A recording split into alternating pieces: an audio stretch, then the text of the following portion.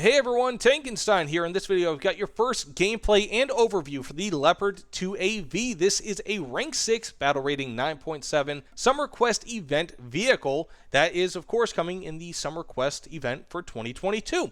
That being said, this is pretty much a 105mm slightly differently armored version of the 2A4 that we all know and love. Now that said, it has some pretty standard modifications, though some things are notably missing. For example, this does not have thermals, rather it has night vision. And it only goes up to the DM33, which at 9.7 BR should be sufficient. Goes up for 408mm of armor, but for the most part, through the grind, you will be stuck with the DM23, which has 337mm of armor pen, which for the most part is sufficient, but not fantastic. Now, it has pretty much the standard creature comforts that we have here, including an LMG, some smoke grenades, 16 of them. Pretty standard for what you might find on the 2A4. It's got 3 LMGs as a matter of fact, whereas the 2A4 has only 2. And this also has 2 on top, which actually could create some better anti-air capabilities. Nothing fantastic, but hey, it might get the job done, because 2 times the firepower, even if it is only LMGs,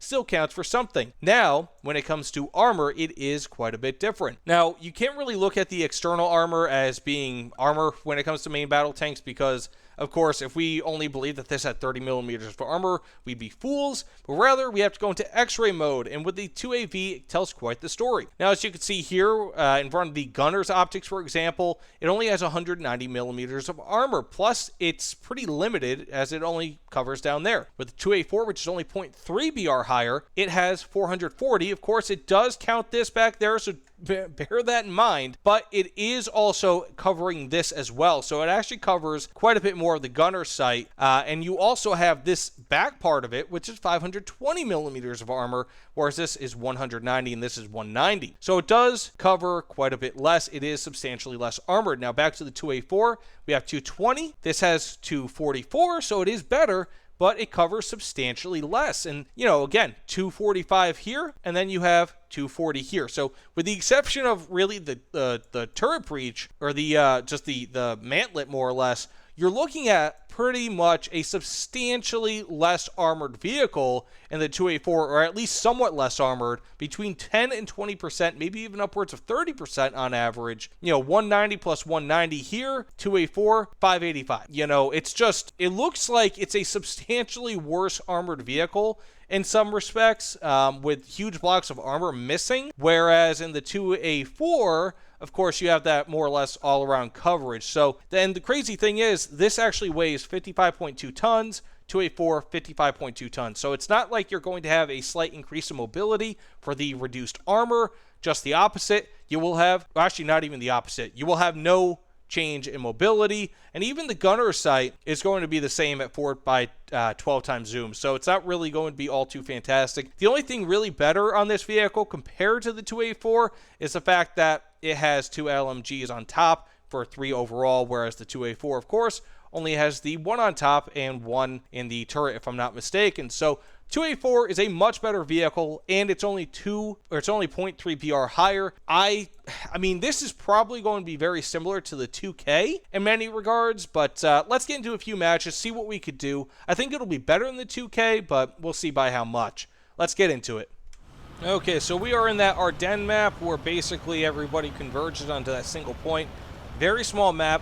Should be a pretty decent test of this vehicle's brawling capabilities, which in turn will be a good test of its cannon, namely its reload speed and its armor. Now, the whole point of my gameplay is to show you if this vehicle is good or bad, strengths and weaknesses, and not for it to be a kill montage necessarily, unless of course that's how the gameplay kind of ends up turning out.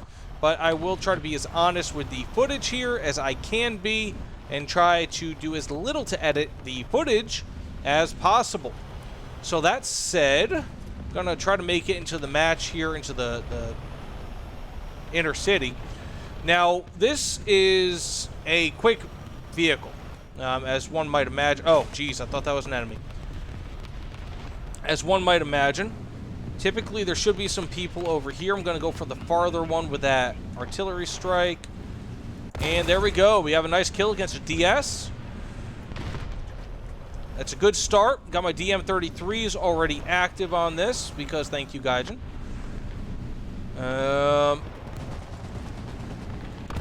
Despite all of our differences, you are kind to me sometimes.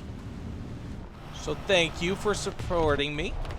And, you know, of course, at the end of the day, I wouldn't even be able to say thank you to Gaijin for supporting me if it wasn't for you guys. So bear that in mind. Because, you know, I'm going to go back. So this has, ooh, this is nice. It's got, instead of launching off a bunch of grenades at once, it's only 2. I like that. Gives a lot of control for that.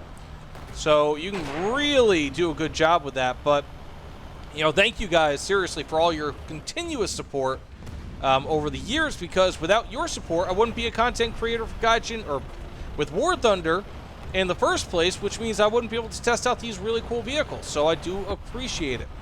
Now I'm going to go cap the base here, not doing badly, or poorly rather. I got 2 kills, but this might be kind of a gimme match. I'm not sure. We'll see how it turns out. But again, I want to do my best to kind of show the strengths, weaknesses of this vehicle, and not just make it appear to be like this grand, incredible vehicle that everybody should necessarily grind for, and that's going to be worth keeping or buying or whatever. You know, this is something that I want you guys to you know if it's any good or bad. So, we have a helo somewhere. Again, I do not have thermals, which will kind of make detecting helicopters a little bit bad. I think he's firing at me. I do not think that that was a regular tank.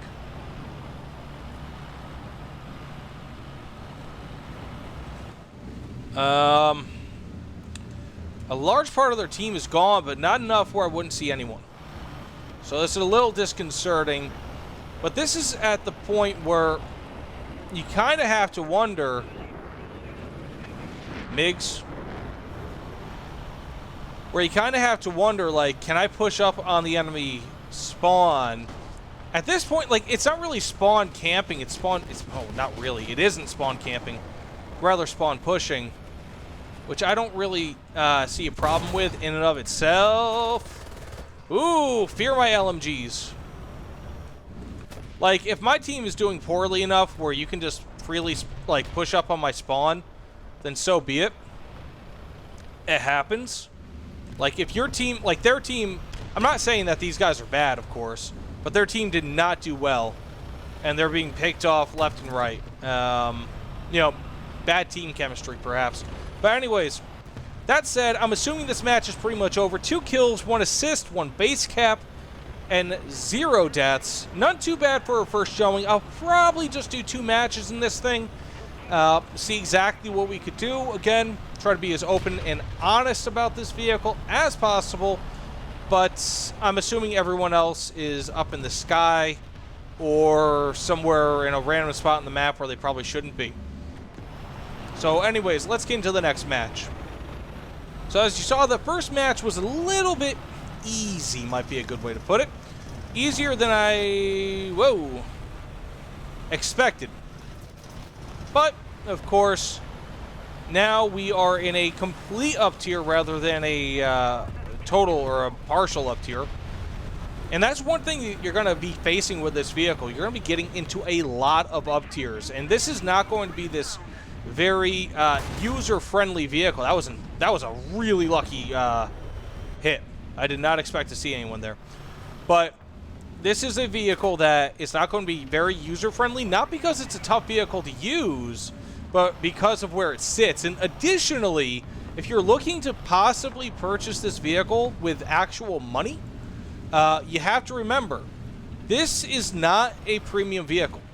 You are not going to be able to unlock other vehicles more easily with this vehicle than you would with a regular vehicle. So that is extremely important to know, because if you're looking to get this ridiculous and great vehicle that, like, for example, the Panzer 2A4, the one with the special, like the premium one, I would suggest getting that over this any day of the week. If you're looking for a grinder, any day of the week.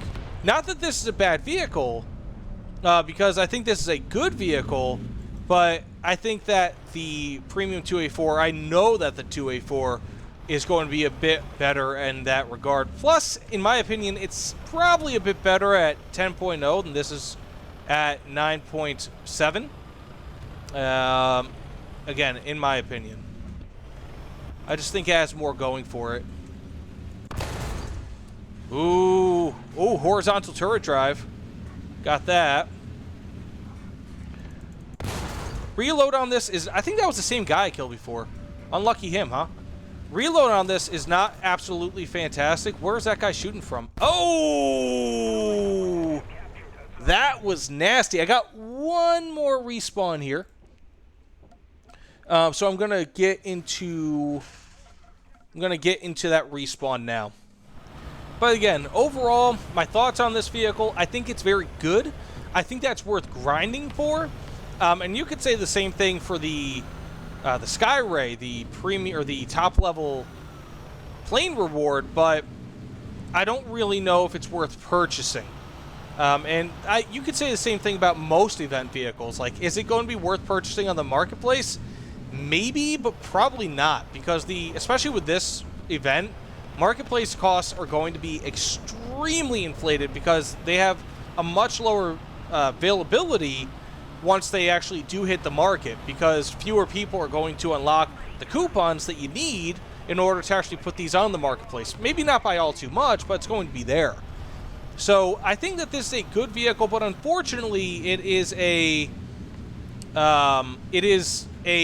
Leopard, a wash in a sea of leopards. I mean, this has got to be like the 8th Leopard or something, 9th, I don't even know. I'm just making up a number. But it is just a ridiculous amount of leopards, and unfortunately it just doesn't really offer too much variability in gameplay. And so what I think is going to happen... What I think is going to happen here is that he doesn't see me. I don't see him either. What I think is ultimately going to happen is just that, again, this is a good vehicle, but I don't really know if it's worth the purchase. It's probably worth the grind, especially if you're looking to fill out that tech tree, but this is not going to be... What the heck? I just saw, like, a flame and then boom! But I don't think that this is necessarily going to be worth the purchase, again, due to the fact that it's not a premium. And if you are a noob and you're looking to get into top tier, this is not going to be a fun vehicle for you. Trust me, anytime that any new player gets a top tier or near top tier vehicle, such as the Leopard 2PL, the M1A1 AIM, at this point the Leopard 2AV, I saw it with the F4F early, you will get a vehicle that looks fun on paper, but you will have no idea how to use it, because top tier is at this point a breeding ground for steel clubbers. And what I mean by that is that there are probably more noobs at top tier that are being feasted on by experienced players than there are at bottom tiers being feasted on by experienced players. So it is crazy that you have to kind of consider that. But in my opinion, yeah, I mean, the 2AV, it's a good vehicle, and I would definitely grind for it. I mean, I went like what, I went 4 for 3. That's not too bad. I got like a base cap and all that, but it doesn't have thermals. It doesn't have a lot of the creature comforts that the 2A4 Premium has. So I would recommend the 2A4 Premium, but this is a good lineup rounder. So anyways, thanks so much for watching, guys. Please, of course, like, comment, subscribe. You guys know the dealio.